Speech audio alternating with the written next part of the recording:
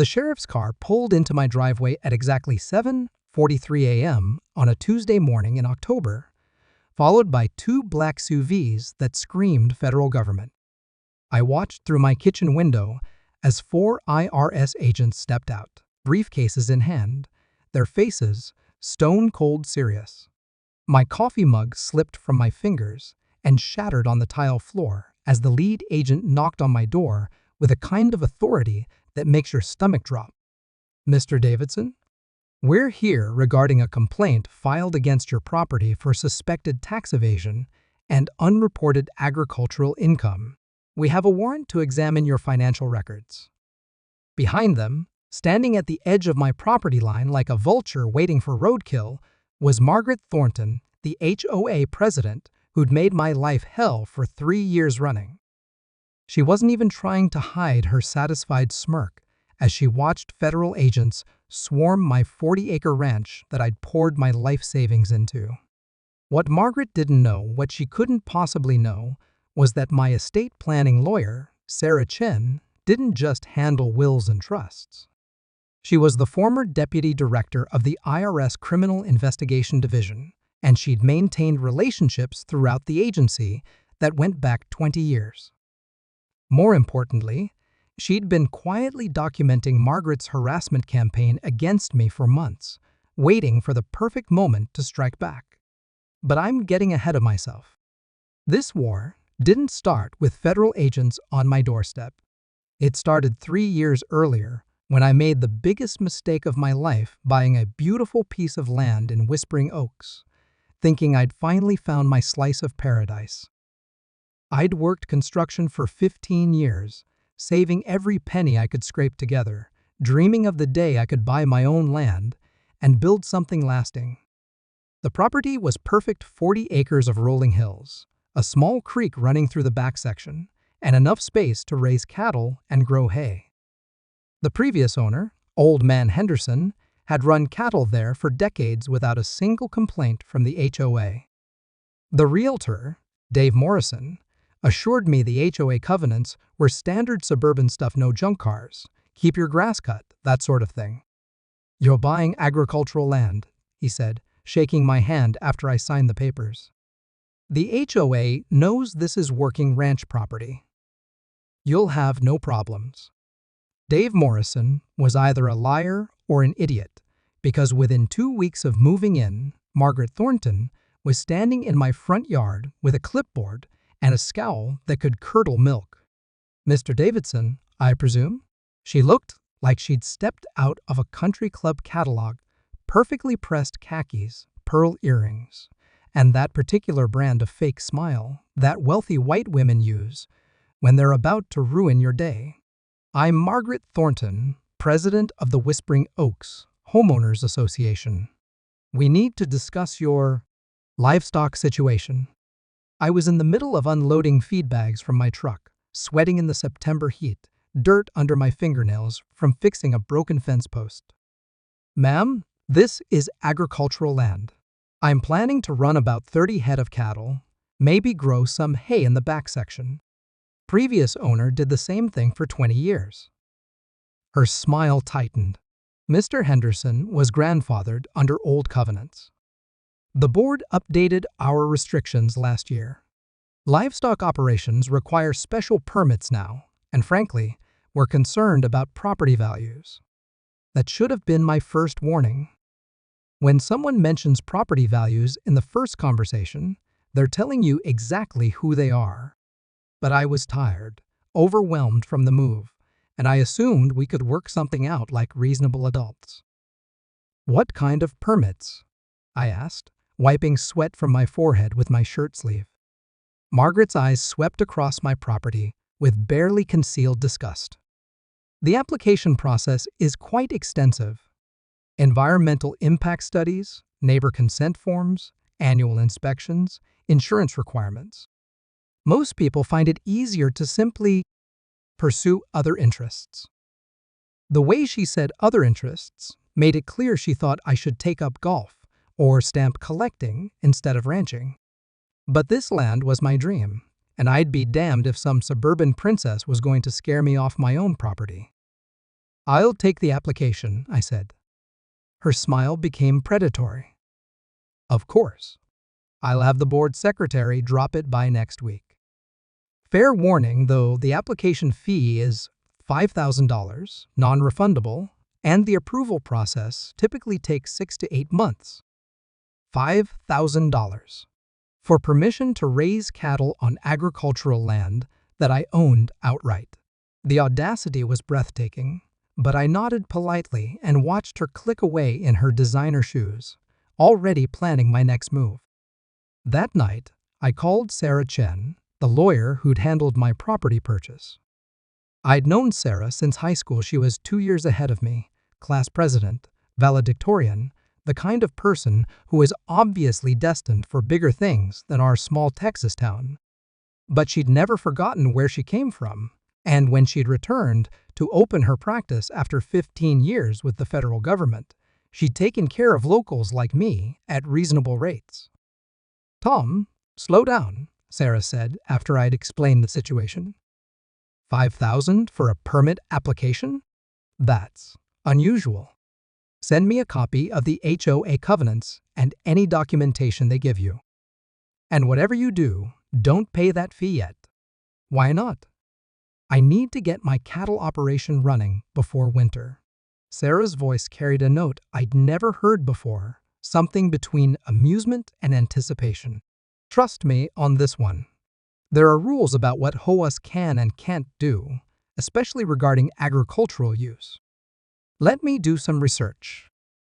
What I didn't know was that Sarah had spent the last 6 months fielding similar calls from other property owners in Whispering Oaks.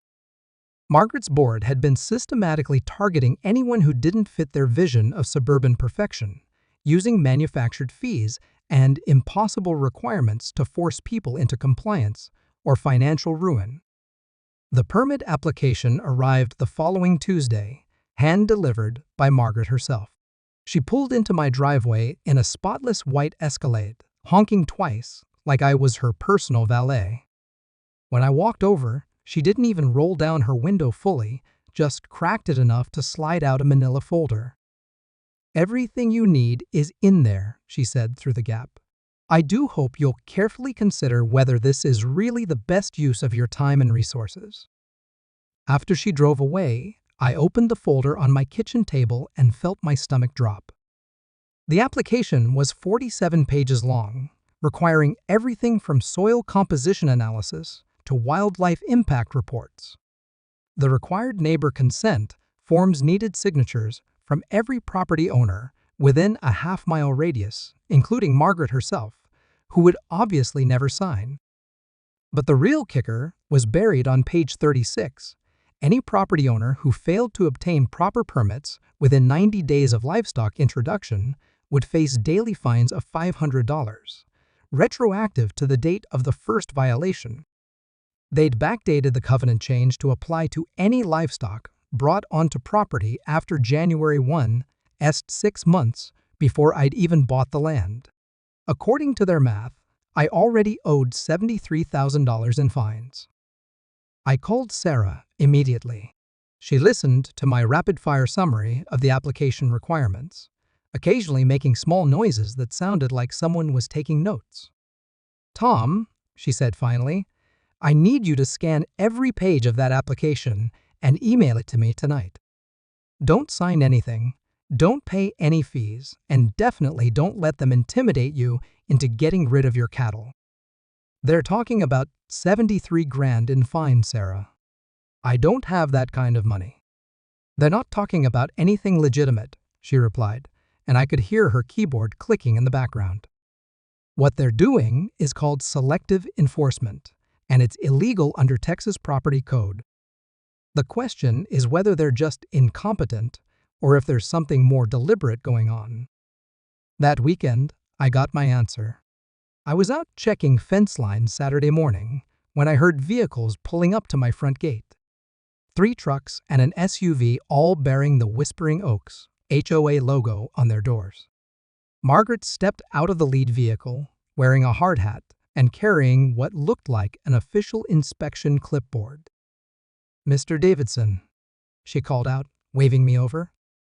The board has decided to conduct a preliminary safety inspection of your operation. For insurance purposes, you understand.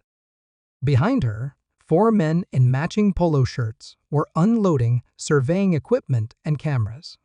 One of them had a clipboard thick enough to use as a weapon. I walked over slowly, my hands loose at my sides, trying to project calm while my mind raced. "Do you have a warrant for this inspection?"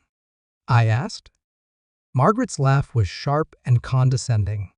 "Mr. Davidson, this is a voluntary compliance check. Unless you have something to hide?" The way she phrased it, making refusal sound like admission of guilt, was a masterclass in manipulation. But I'd been thinking about this moment for days, running through different scenarios in my head. "I'm not hiding anything," I said loudly enough for her whole crew to hear. "But I'm also not consenting to any inspection without my lawyer present. You're welcome to come back when she's available." Margaret's face flushed red above her perfectly applied makeup. "Mr. Davidson, I hope you understand that non-cooperation will be noted in our report." "I understand that trespassing on private property without consent is a Class B misdemeanor in Texas," I replied. "Feel free to note that in your report." For a moment, I thought she might actually explode. Her mouth opened and closed like a fish gasping for air, and the man with a thick clipboard took a step forward like he was ready to start something. But then Margaret regained her composure and flashed that fake smile again. "Of course. We'll schedule a follow-up inspection for next week. Have your lawyer contact our office to arrange a mutually convenient time." As they loaded their equipment and drove away, I couldn't shake the feeling that I'd just escalated a situation beyond what I was prepared to handle. But when I called Sarah to report what had happened, she sounded almost excited. "They brought surveying equipment?" she asked. "And they wanted to photograph your property without permission?" "Yeah, the whole 9 yards. Like they were planning to condemn the place." Sarah was quiet for a long moment. "Tom, I need to ask you something, and I want you to think carefully before you answer. Have you received any other official-looking documents lately? Anything from the county, state agencies, tax assessors?" I thought back through the mail from the past few weeks. Actually, yeah. Got a letter from the county saying they were reassessing property values in this area. And something from the state environmental agency about a complaint regarding agricultural runoff. Why? Because I think Margaret Thornton is conducting a harassment campaign designed to force you off your land. The question is whether she's doing it for personal reasons or if someone's paying her to do it. That's when Sarah explained something that changed everything. Whispering Oaks wasn't just any suburb. It was positioned perfectly for the proposed Interstate 35 expansion that had been in planning stages for 2 years. Properties in the projected path were quietly being bought up by development companies at below-market rates, usually after the owners had been worn down by legal challenges, permit issues, or financial pressure. 3 other property owners in your area have contacted me with similar harassment stories, Sarah said. 2 of them sold their land last year for about 60 cents on the dollar. The third one is fighting, but he's already spent $15,000 in legal fees. The pieces were starting to fit together, but I was still missing the big picture. "So you think Margaret is working for developers?" "I think Margaret is working for someone who benefits when property owners can't afford to fight back. Whether that's developers, the county, or just her own inflated sense of power, I'm not sure yet. But Tom, I need you to understand something. This isn't going to stop with permit applications. If they're serious about getting your land, they'll escalate until you can't take it anymore." Sarah was right. The escalation started the following Monday. I was in town picking up supplies when my neighbor Jake called. "Tom, you better get back here. There's a tow truck hooking up to your cattle trailer." I broke every speed limit between the feed store and my ranch, arriving just in time to see my trailer disappearing around the corner behind a massive tow truck. Margaret's Escalade was parked in my driveway, and she was standing next to it with her arms crossed, looking satisfied with herself. "Ma'am, that's my trailer," I said, trying to keep my voice level. "On what authority did you have it towed?" "The HOA covenant regarding abandoned vehicles," she replied smoothly. "The trailer has been sitting in the same spot for over 30 days without being moved. That constitutes abandonment under Section 14.3 of our community standards." I felt my hands clench into fists. "That's not abandoned, it's agricultural equipment. And it's on my property, not a common area." Margaret shrugged with exaggerated innocence. "The covenant applies to all visible storage of vehicles and equipment. If you'd like to dispute the towing, you can file an appeal with the board. There's a $50 processing fee. The trailer was worth $8,000 and contained another $3,000 in equipment. More importantly, I needed it to transport cattle to and from auction. Without it, I couldn't run my operation at all." "Where did they tow it to?" I demanded. "Precision Towing on Industrial Boulevard. They'll hold it for 72 hours, then it becomes their property." Margaret checked her watch with theatrical precision. "That gives you until Thursday afternoon." The storage fees at Precision Towing were $125 per day, plus a $300 towing charge. By Thursday, I'd owe over $675 just to get my own equipment back. It was extortion, plain and simple, but it was also technically legal under the broad language of the HOA covenant. That night, I sat at my kitchen table with a calculator and a growing sense of dread. The permit application fees, the potential fines, the towing costs, legal expenses, it was adding up to more money than I had, which was exactly what Margaret was counting on. But she'd made one crucial mistake. She'd assumed I was fighting this battle alone. Sarah arrived at my ranch Thursday morning with a briefcase and expression I'd never seen before, the kind of focused intensity that probably made federal prosecutors nervous back in her government days. She'd spent the week researching Margaret's background, and what she'd found was interesting. "Margaret Thornton isn't just the HOA president," Sarah said, spreading documents across my kitchen table. "She's also the managing partner of Thornton Property Solutions, a company that specializes in distressed property acquisition for commercial developers. Guess who's been buying up land in this area at below market rates?" The paperwork told the whole story.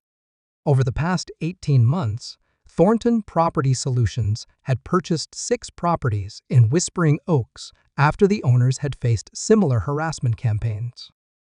Environmental complaints, permit issues, escalating HOA fees. The pattern was identical in every case. She's using her position as HOA president to create problems. Then her company swoops in with cash offers to solve those problems, Sarah continued. "It's fraud, conspiracy, and about 6 different violations of fiduciary duty." But the smoking gun was a document Sarah had obtained through her connections at the county planning office. Thornton Property Solutions had submitted preliminary development plans for a shopping center that would require exactly the parcels of land they'd been systematically acquiring, including mine. "Tom, this woman has been planning to steal your land from the moment you bought it. The question is, what we do about it?" Looking at Sarah's face, I realized my high school classmate had become something far more dangerous than a small-town lawyer. She had the resources, connections, and motivation to take Margaret Thornton apart piece by piece.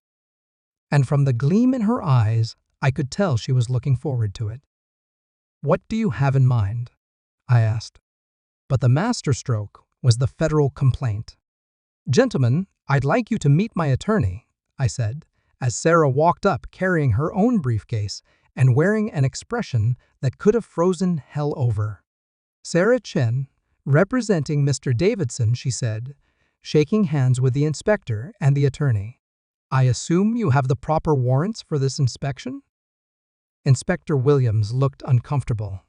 "Ma'am, This is a routine compliance check based on neighbor complaints. Inspector Williams flipped through the papers with growing alarm. Mrs. Thornton, is it true that you own Thornton Property Solutions? Margaret's perfect composure finally cracked. That's a separate business entity. It has nothing to do with my HOA duties. A business entity that has purchased 6 properties in this community after the owners faced similar harassment campaigns that you initiated in your capacity as HOA president, Sarah added helpfully. The FBI is very interested in patterns like that. The FBI. Sarah had actually called in the federal authorities. I watched Margaret's face go completely white as the implication sank in. Attorney Voss closed his folder and looked at Margaret with the expression of someone who just realized they'd been played. Mrs. Thornton, I think we need to have a conversation. Mr. Davidson, we apologize for the inconvenience. This matter requires further investigation. As the government officials drove away, Margaret stood in my driveway looking lost and confused. The predatory confidence that had defined our every interaction was gone, replaced by something that looked almost like fear. This isn't over, she said finally, but her voice lacked conviction. Sarah smiled. Actually, Margaret, I think it is. You might want to call your lawyer. You're going to need one. After Margaret left, Sarah and I sat on my front porch, watching the sun set over my cattle pasture. For the first time in months, I felt like I could breathe freely. How long have you been planning this? I asked. Since the second week after you called me, Sarah replied. I recognized the harassment pattern immediately from cases I worked in the Criminal Investigation Division. People like Margaret always make the same mistake. They assume their targets are isolated and powerless. They never expect someone to fight back with better resources and connections. But the best part was still coming. The following Monday, Margaret received her own special delivery. Not from the HOA or county inspectors, but from the IRS Criminal Investigation Division. The same division where Sarah had spent 8 years building a reputation for thoroughness and an extensive network of contacts. It turns out that when you run a development company that systematically undervalues properties for acquisition purposes while serving as an HOA president, you create some interesting tax implications. Especially when you fail to properly report the capital gains from flipping those properties to larger development firms. Margaret's company had been buying distressed properties for $200,000, $300,000 below market value, then immediately selling them to major developers for substantial profits. But she'd been reporting the transactions at the lower purchase prices, avoiding taxes on millions of dollars in actual gains. The IRS audit was swift, thorough, and devastating.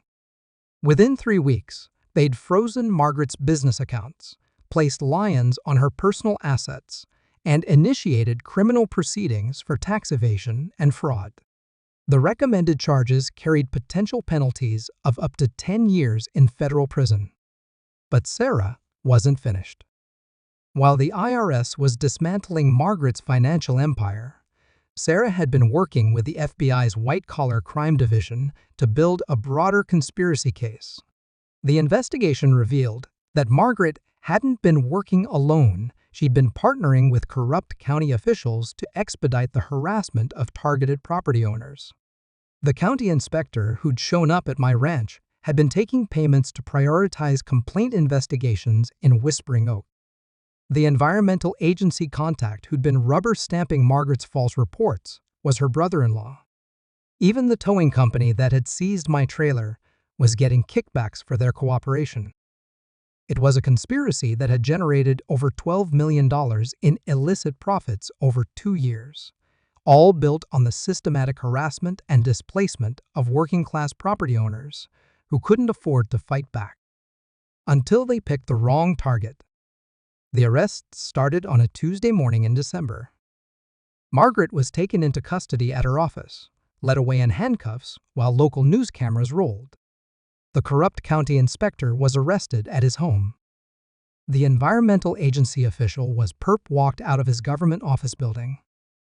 By the end of the week, 14 people had been charged in connection with the conspiracy, including 3 county officials, 2 state employees, and Margaret's entire HOA board. The news coverage was extensive and brutal. HOAs, CAMEXPOSAD, read the headline in the local paper. Federal authorities dismantle property fraud ring. Margaret's perfectly crafted image as a civic-minded community leader was destroyed overnight, replaced by mugshots and accusations of fraud, conspiracy, and racketeering. But the most satisfying moment came 3 weeks later when I received a phone call from Sarah.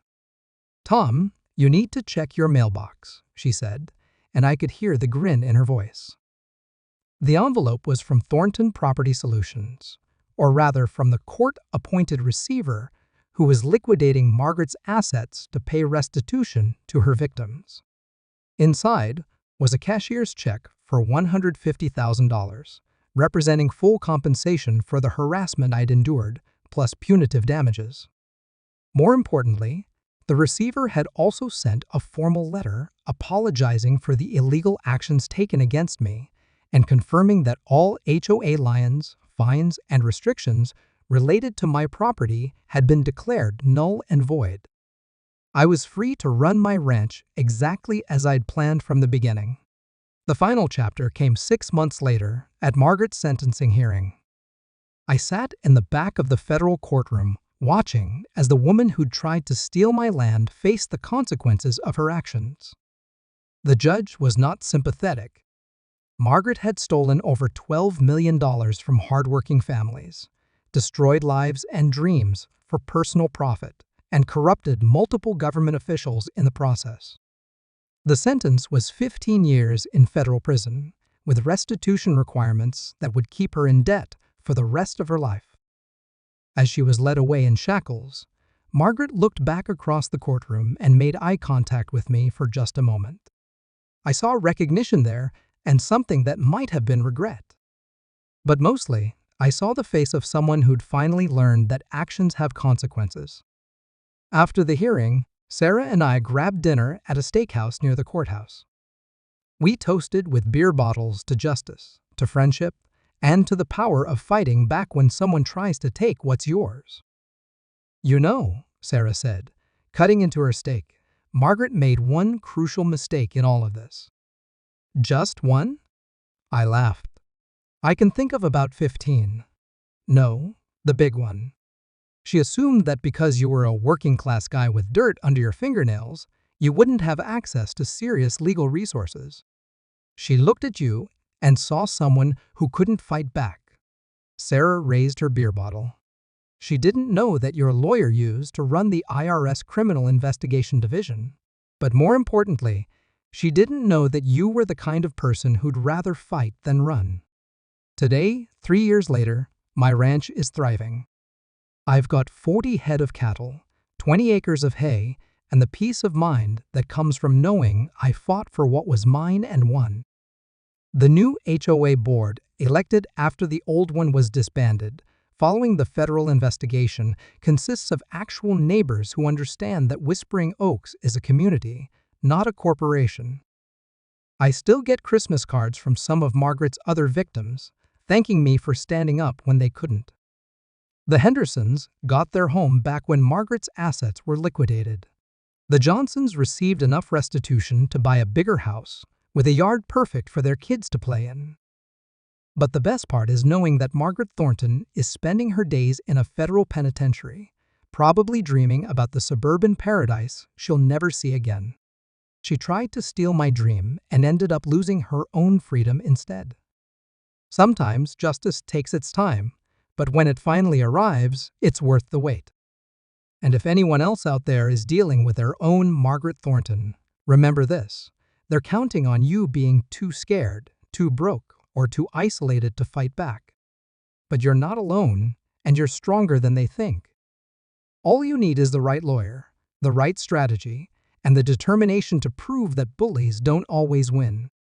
Trust me on that one.